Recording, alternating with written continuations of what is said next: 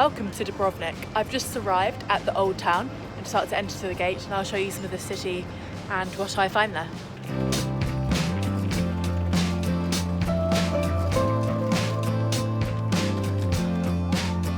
So as well as being able to see a port and the old town, what you can actually see really well here is the clock tower, which actually has like two people which chime the bell, and you can see that silhouette really well from this vantage point just as you enter the old town.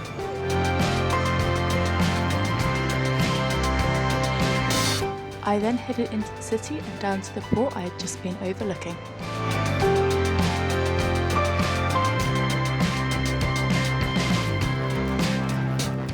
So then behind me you can see this building, and this is actually one of the original quarantines. They had, so when people wanted to come trade in the city, especially in the early days to avoid diseases, people would have to quarantine for a month or more in there before they were allowed to come into the city to trade. They have a quarantine. I then headed towards the centre of town, stopping along the way to fill up my water bottle and enjoy some of the fresh water.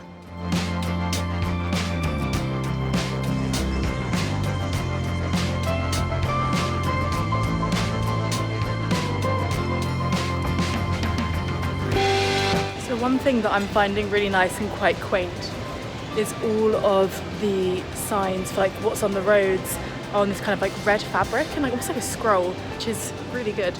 It's also quite warm, as you can probably tell by the fact that I have tied my hair up. Behind me is Onofrio's large fountain. You see a lot of people here displaying themselves, getting some drinking water. It's actually all the fountains here have drinking water. And then behind me is Stradun, the main street down the middle with lots of shops on it, as well as side streets going off from it. And it's the main street because it joins the old town in the west with the east. And then you can also see that behind me you can go up to the wall and walk around. In a homemade bun. So this is the central square, and you can see behind me there's Orlando's column, built in 1418. The interesting thing about this statue, you can see with the pose that he's got a very clear elbow to kind of top of the forearm visible, and that was actually the traditional unit of measure for fabric, and it was called an elbow, a lakat.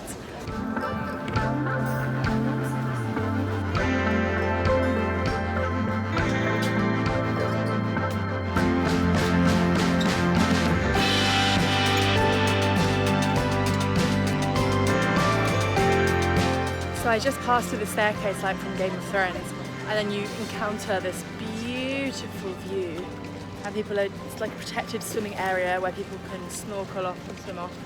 Really nice way to cool down within the city, but also absolutely gorgeous. It was just amazing coming out of that stairway into this amazing view.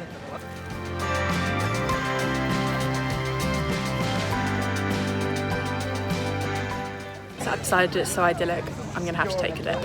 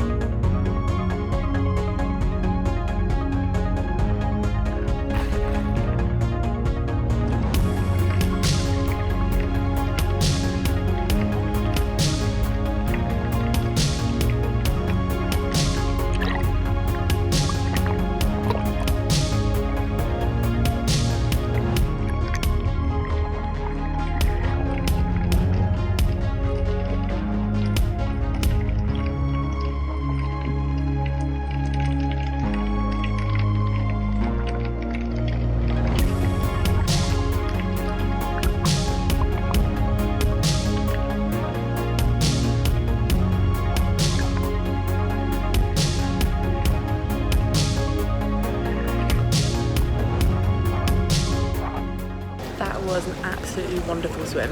Absolutely great decision. And now I'm just going to take a little bit of time to read a book. and enjoy the sunshine. I'll probably pop in again to cool off, rather than go explore the city a bit more and grab an ice cream.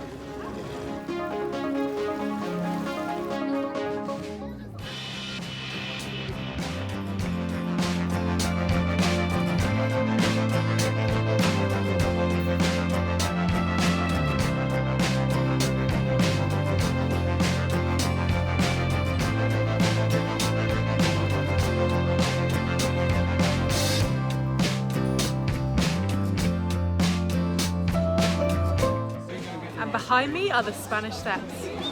Shame.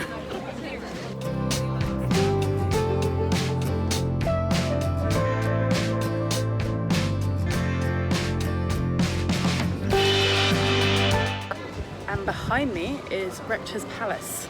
Basically, the first elected token head of the state was put in the palace. Had a term of only a month and spent most of the time in there, apart from when there were ceremonial duties or religious holidays.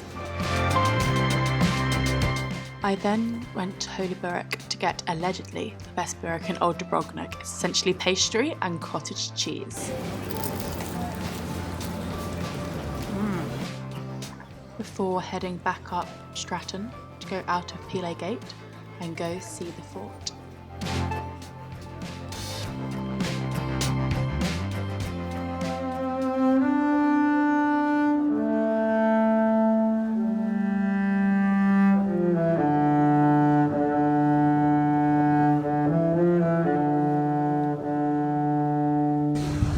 And behind me is the fort, made famous from Game of Thrones. But it's really beautiful, especially when the sea is slightly stormier, like it is today. To see this, and you can really imagine what this would be like in the winter or during olden times.